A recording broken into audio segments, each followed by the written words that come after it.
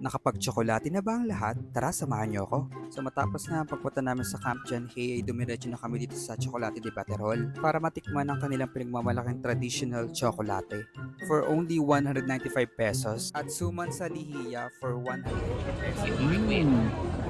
Ang lambot ng malagkit. Compliment yung muscovado niya tsaka yung niyog. Sabayan pa natin ng tsokolate, di ba, Terol? Ito yung traditional nila. Salty, sweet din. Nilalasaan akong peanut.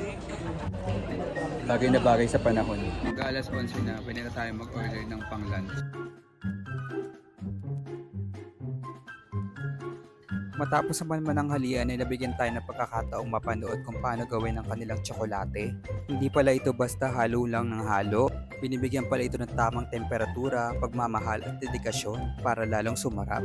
Kung sa lokasyon, serbisyo at pagkain, highly recommended ito. Bye! Follow for more!